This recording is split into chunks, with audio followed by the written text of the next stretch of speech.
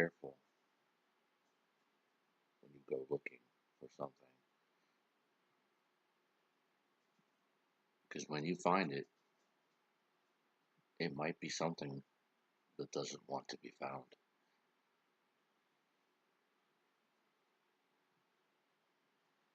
In my little hometown in southern Florida, there was a campus for a school called the Florida Institute of Technology. It's a tiny little school. It was there for about 15 years before it closed down. Nobody ever bought the land or the property. Just sat there. A relic of a time before I was even born. Local kids would vandalize the property, break windows, bust down doors, just generally have fun with it. Nobody cared or seemed to care. Then stories started to come out about homeless squatters, demonic rituals, satanic cults, murders, blood on walls, people disappearing. The fun stopped. Or at least it should have stopped. Once word got around to my circle of friends, we decided, you know what? We should go there, check the place out. It'll be fun. And of course, knowing teenagers, we all thought we were badasses. So we said, you know what? Let's up the ante. Let's go at night. We'll dress all in black, like some sort of Navy SEAL, and we'll sneak in. It'll be fun. So we did. There was me, 17 years old, 2 months short of graduating, looking forward to the military, college. Who knows? Whatever life had in store. There was my friend Ahmed from Pakistan. He had only been in America a few years, but I considered him my best friend. We followed each other everywhere. Andrew, wannabe football jock. I hated that kid. But he was friends with the rest of us, so he was along for the ride. And then Ken grew up down the street from me. Four of us got in our all black clothing, hats, pants, shoes, the whole 9 yards. Black paint on our faces. Oh, we thought we were so cool. We drove to the facility, parked about 100 yards away, snuck across the grass that led to the school, about 100 yards or so, stopping and ducking down every time a car would go by, thinking it was the police. We got a charge out of it. I mean, we were sneaking somewhere we shouldn't have been. We finally made it to the campus, started to look around with our flashlights, looking through the broken windows and busted down doors. Not much to find, really. Just quiet, darkness. We were having a blast. So we decided, hey, let's go to the dormitory section. Although it was more of a staff housing section. But we went. We noticed that all of the doors and windows were boarded heavily, metal bars. Of course, that didn't stop us. That made us want to get in even more. But we didn't have any tools. Couldn't find a way in. We walked around to the back of the building near the water and found the entrance to the basement. I know, you're asking yourself, a basement in Florida? We asked ourselves the same question. Why would there be a basement? It's Florida. We're not above sea level. Nevertheless, we found a way to jimmy the door open. We went downstairs into the basement. It was cold. Unnaturally cold, you might say. So cold you could almost see your breath. Didn't make any sense, but there we were. There was a bar, broken bottles, liquor bottles, non-broken bottles.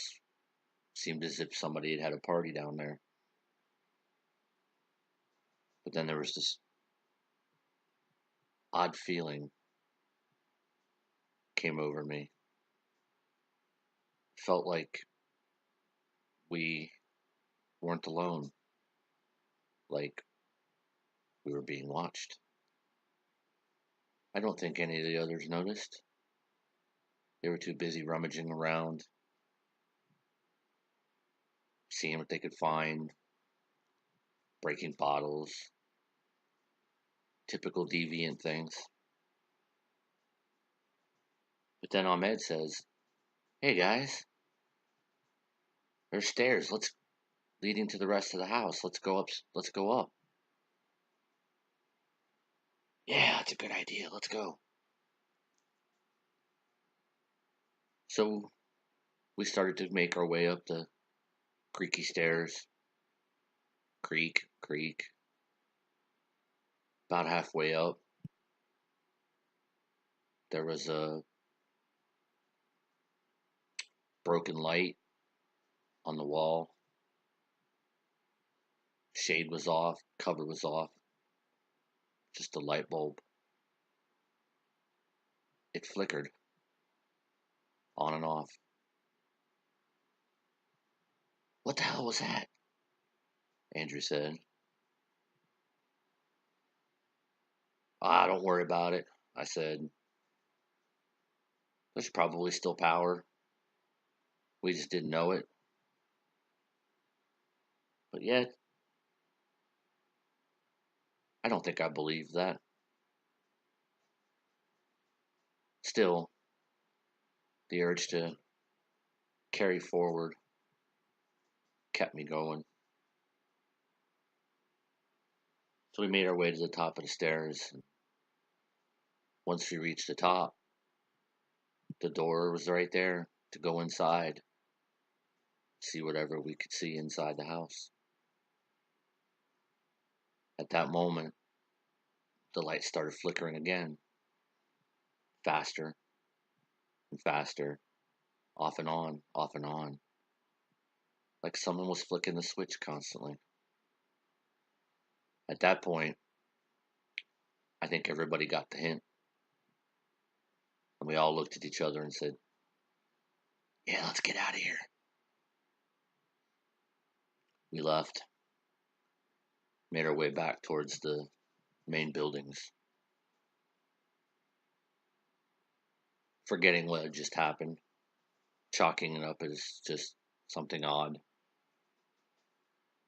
We made our way through the hallways and corridors and peeked through windows. It actually started to get kind of boring. Then I remembered something someone had told me, that there was a chapel on the far end of the property. So I said, "Hey guys, let's go to the chapel." "Sure, yeah, let's go." "Where is it?" "Oh, it's on the other end of the property. It's actually not that far from where we parked." "All right, yeah, that's cool, let's go." We started the journey. We walked. Now, from what I was told, there was a door to get inside the chapel that had been taken off the hinges. So all we had to do was walk in. Once we finally arrived at the chapel, there was a metal door. No way in, or so we thought. But after peering around with our flashlights for a minute or so, we noticed a giant hole in the wall. Kind of odd. It was like somebody had taken a sledgehammer to it to make their way in or out. Well, there's our way in at least. We had to climb through the hole, as it was probably 2 to 3 feet from the ground. We made our way in. We looked around with our flashlights. Couldn't see a thing. It was so dark. It was like the darkness just ate the light from our flashlights. Sort of like a black hole, I guess. Couldn't see anything further than our feet. And yet we had the stupid idea to split up. That was a mistake. We slowly moved around, lurching forward, pointing at the ground in front of us so we could see, not trip over anything, break anything, hurt ourselves. And then it happened. Silence. The murmurs of my friends stopped. I called for them by name, each one. Ahmed, Andy, Ken. Nothing. Come on, guys, quit screwing around. It's not funny. Still nothing. And then I saw it. I looked up, maybe 30 or 40 feet ahead of me in the darkness was a pair of eyes, bigger than a human, but yet the same shape. White. So white that they almost glowed in the darkness. And they were staring right at me. I was paralyzed, presumably from fear, and I just stared back. What seemed like an hour went by. Paralyzed staring contest with whatever was on the other side of the room.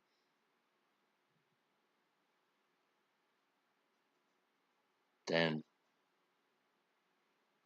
I guess I regained control of myself, regained my thoughts, got my wits back.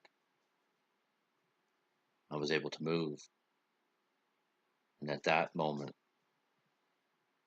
the eyes started getting closer. Normally, that wouldn't have been so scary, except for the fact that the eyes were seemingly 8 or 9 feet tall. They towered above me. Granted, I was not a tall boy, but I was 5'9", 5'10", so it was easily 2 or 3 feet above me. And they were moving,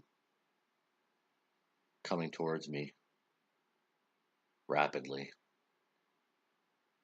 I turned around to look for my friends, hoping that they had seen what I had seen, hoping that maybe they would protect me or that we would protect each other. Nothing. They were gone. I'm not sure if they had seen it before me and had taken off, or they had just disappeared. At that moment, I think I was too scared to think rationally. I froze again and turned around, and there they were, no more than 5 feet in front of me, glowing, large, white eyes,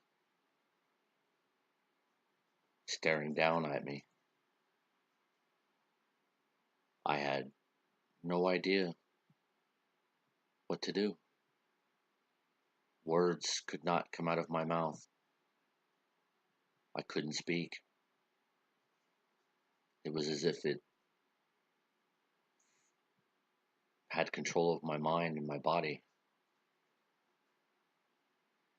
And then, with a snap, I could move. I turned and ran. I jumped through the hole in the wall,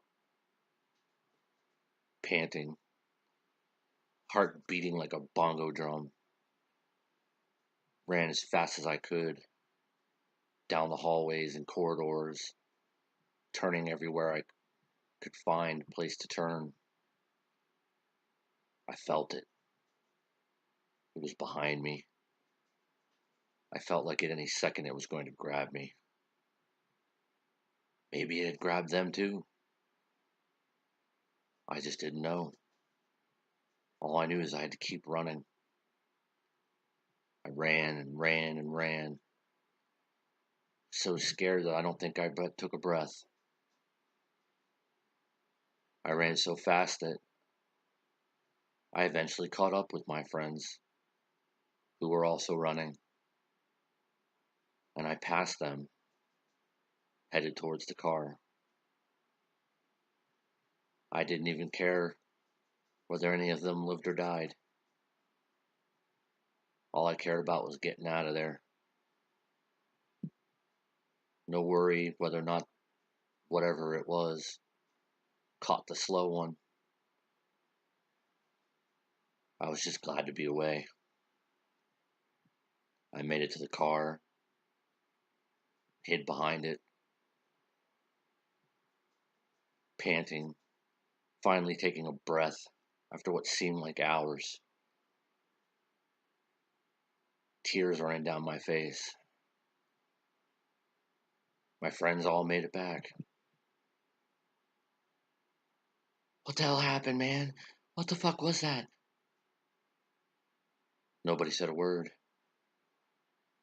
We just got in the car and sped out of there, not looking back.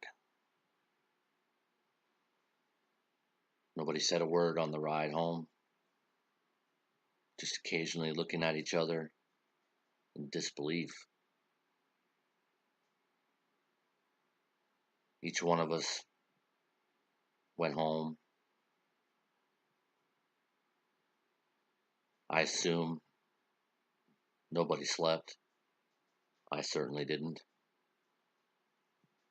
Next day at school, I told everybody who would listen about what happened. Nobody believed a word of it. Turns out none of my friends told anyone. They never bothered to agree with what I said or verify my account of what happened. They just made it seem like I was crazy. It's funny. 25 years later,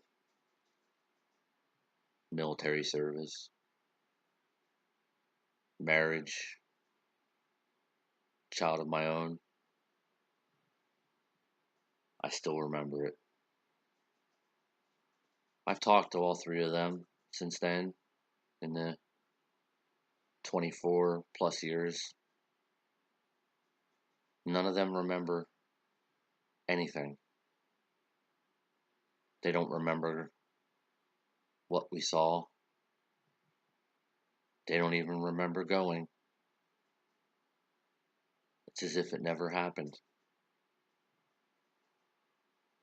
It's like only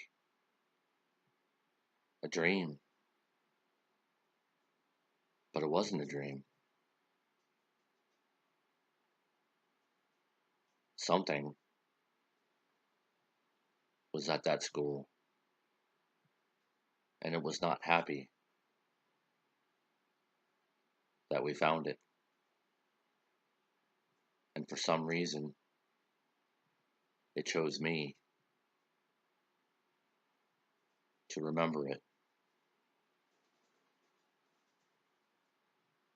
From that day forward, no one ever went back. It's not there anymore. It's county property. It's a park. I heard occasional stories about workers' equipment failing, not working, tools going missing, people quitting because of odd noises they used to hear, scratching sounds,